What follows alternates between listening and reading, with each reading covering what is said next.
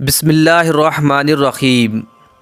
آخر حضور صلی اللہ علیہ وسلم کی دو بیٹیوں کو ایک ساتھ طلاق کیوں دے دی گئی؟ دوستو، ایک باپ سارے غم برداشت کر سکتا ہے، لیکن جب اس کی جوان بیٹیوں پر کوئی مصیبت آئے تو وہ اس بوڑھے باپ کو توڑ کر رکھ دیتی ہیں۔ حضور صلی اللہ علیہ وسلم نے جب طائف کی وادی میں کافروں کے پتھر کھائے تب بھی آپ نے کسی کو بد دعا نہ دی۔ جنگ احد میں آپ صلی اللہ علیہ وسلم کو کافروں نے اوپر سے نیچے گرایا تب بھی آپ نے کسی کو بد دعا نہ دی، لیکن جس وقت حضور صلی اللہ علیہ وسلم کی دو بیٹیوں کو اچانک طلاق دی گئی تو آپ صلی اللہ علیہ وسلم بیٹیوں پر آنے والے اس غم کو برداشت نہ کر سکے اور طلاق دینے والے اس ظالم انسان سے کہا کہ جا، میں تجھے بد دعا دیتا ہوں کہ اللہ تجھ پر اپنا کوئی کتا مسلط کر دے۔ دوستو، یہ واقعہ حضور صلی اللہ علیہ وسلم کی دو بیٹیاں حضرت رقیہ و حضرت ام کلثوم کا ہے، جن کی شادی حضور صلی اللہ علیہ وسلم نے نبوت کے اعلان سے پہلے اپنے چچا ابو لہب کے دو لڑکے عتبہ و عتیبہ سے کر دی تھی۔ لیکن جب حضور صلی اللہ علیہ وسلم نے اپنی نبوت کا اعلان فرمایا تو آپ کے گھر والے ہی آپ کے دشمن بن گئے، اور اسی دشمنی میں حضور صلی اللہ علیہ وسلم کی دو بیٹیوں کو طلاق دے دی گئی۔ اس کا مکمل واقعہ کچھ اس طرح ہوا۔ جب آپ صلی اللہ علیہ وسلم کے دعوت و تبلیغ سے اسلام تیزی سے پھیلنے لگا تو مکہ کے کافروں کی نیند اڑ گئی اور انہیں کسی پل بھی سکون نہ ملتا۔ وہ ایسے موقع کی تلاش میں رہتے کہ جب وہ حضور صلی اللہ علیہ وسلم اور غریب مسلمانوں کو تکلیف دے کر انہیں اسلام چھوڑنے پر مجبور کر سکیں۔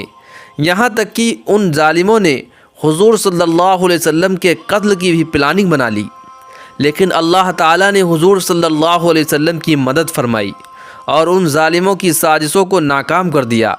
مکہ کے کافروں نے بیچارے کمزور مسلمانوں کو اپنا نشانہ بنایا اور ان کو تڑپا تڑپا کر دل کی بھڑاس نکالنے لگے۔ اس کام میں مکہ والے تنہا نہ تھے، بلکہ بہت سے دوسرے قبیلے والے بھی ان کا ساتھ دیا کرتے تھے۔ دن و دن ان کے ظلم و ستم بڑھتے ہی جا رہے تھے۔ ان میں کچھ ایسے بھی بے رحم تھے کہ جن کے سینوں میں دل ہی نہیں تھا بلکہ پتھر کے ٹکڑے تھے۔ ان لوگوں نے بے بس مسلمانوں کو قید کر کے بہت مارا پیٹا، انہیں بھوکا پیاسا رکھا، مکہ کی تپتی ریت پر لٹا کر لوہے کے گرم سلاخوں سے داغا۔ انہی بے بس مسلمانوں میں حضرت عمار بن یاسر تھے، جن کو مکہ کے ظالم لوہے کی زرہ پہنا کر دھوپ میں لٹا دیتے اور اس تپتی زمین پر انہیں اتنا زیادہ مارتے کہ وہ بے ہوش ہو جاتے۔ انہی کمزور مسلمانوں میں حضرت خباب رضی اللہ عنہ بھی تھے کہ جن کے سر کو لوہے کی گرم سلاخوں سے داغا جاتا۔ ایک دن تو ظالموں نے حد کر دی کہ کوئلہ دہکا کر اس پر حضرت خباب رضی اللہ عنہ کو چت لٹا دیا، اور یہاں تک کہ وہ کوئلہ ان کے خون سے ٹھنڈا پڑا۔ انہی مجبور مسلمانوں میں حضرت بلال حبشی رضی اللہ عنہ بھی تھے، جو امیہ بن خلف کے غلام تھے۔ جب حضرت بلال نے اسلام قبول کیا تو ان کے مالک نے ان کا کھانا پینا بند کر دیا۔ دوستو، مکہ میں اسی طرح ظلم ہو رہے تھے۔ بات یہاں تک نہ تھمی، بلکہ ایک دن آپ صلی اللہ علیہ وسلم کی دو بہت چہیتی بیٹیاں حضرت رقیہ و حضرت ام کلثوم کو بھی اچانک طلاق دے دی گئی، تاکہ آپ صلی اللہ علیہ وسلم پوری طرح ٹوٹ جائیں اور اسلام کی دعوت دینا چھوڑ دیں۔ کیونکہ جب حضور صلی اللہ علیہ وسلم نے کھلے طور پر اپنے نبی ہونے کا اعلان فرمایا تو ابو لہب نے حضور صلی اللہ علیہ وسلم کو گالیاں دینا شروع کر دی اور کہنے لگا کہ محمد تیرا برا ہو۔ تو اس پر اللہ نے قرآن کی آیتیں نازل کرتے ہوئے فرمایا کہ برا تو ابو لہب کا ہوگا۔ رقیہ ام کلثوم آپ صلی اللہ علیہ وسلم کی بیچ کی دو بیٹیاں تھیں۔ یہ ابو لہب کے دو بیٹوں عتبہ و عتیبہ کے ساتھ نکاح کے رشتے میں تھیں، اور وہ دونوں لڑکے اپنے باپ ابو لہب کی طرح بے رحم انسان تھے اور اسلام کے کٹر دشمن تھے۔ حضور صلی اللہ علیہ وسلم کی ان دونوں بیٹیوں کا نکاح تو ابو لہب کے لڑکوں سے ہو گیا تھا، لیکن ابھی تک رخصتی نہیں ہوئی تھی۔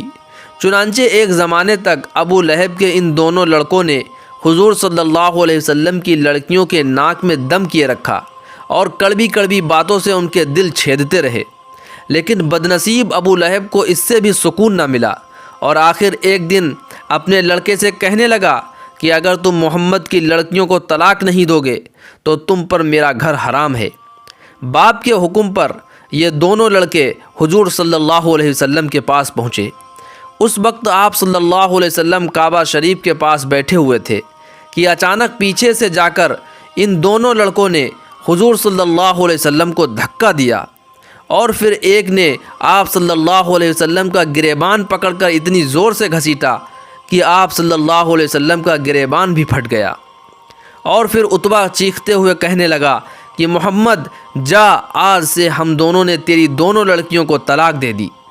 جس وقت ان ظالموں نے حضور صلی اللہ علیہ وسلم کی بیٹیوں کو طلاق دی تو آپ صلی اللہ علیہ وسلم کا دل ٹوٹ کر رہ گیا۔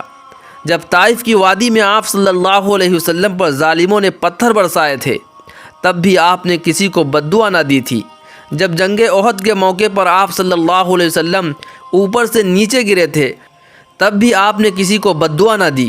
لیکن جس وقت ابو لہب کے ان دونوں لڑکوں نے آ کر حضور صلی اللہ علیہ وسلم کی بیٹیوں کو طلاق دی تو بیٹیوں پر پڑنے والا یہ غم آپ صلی اللہ علیہ وسلم برداشت نہ کر سکے اور کہنے لگے کہ تباہ ہو جا، میں تم دونوں کو بد دعا دیتا ہوں کہ اللہ تم پر اپنا کوئی کتا مسلط کر دے۔ اور پھر حضور صلی اللہ علیہ وسلم کی بد دعا کا اثر ایسا ہوا کہ ایک روز ابو لہب کا یہی لڑکا ایک قافلے کے ساتھ شام شہر کے طرف تجارت کے لیے جا رہا تھا تو رات میں ایک جگہ اچانک شیر آ گیا۔ اس نے قافلے کے سبھی لوگوں کو سونگھا لیکن کسی سے کچھ نہ بولا، لیکن جب عتبہ کے پاس پہنچا تو اسے سونگھتے ہی اس پر حملہ بول دیا اور چیر پھاڑ کر اس کے جسم کے ٹکڑے کر دیے۔ جب ابو لہب کے دونوں بیٹوں نے حضور صلی اللہ علیہ وسلم کی بیٹیوں کو طلاق دے دی تو آپ صلی اللہ علیہ وسلم نے اپنی بڑی بیٹی کی شادی حضرت عثمان رضی اللہ عنہ سے کر دی۔ لیکن کچھ دنوں بعد جب حضور صلی اللہ علیہ وسلم کی اس بڑی بیٹی کی وفات ہوئی تو آپ صلی اللہ علیہ وسلم نے اپنی دوسری بیٹی کی شادی حضرت عثمان رضی اللہ عنہ سے ہی کر دی۔ اس لیے حضرت عثمان رضی اللہ عنہ کو ذو النورین کہا جاتا ہے، مطلب انہیں حضور صلی اللہ علیہ وسلم کے گھرانے کے دو نور حاصل ہیں۔ پیارے دوستو، امید کرتا ہوں کہ ویڈیو بہت پسند آئی ہوگی، اس لیے ویڈیو کو لائک کر کے چینل کو ضرور سبسکرائب کر دیں اور جاتے جاتے ایک پیارا سا کمنٹ کر کے ضرور بتائیں کہ آپ کو یہ ویڈیو کیسی لگی۔ السلام علیکم ورحمۃ اللہ وبرکاتہ۔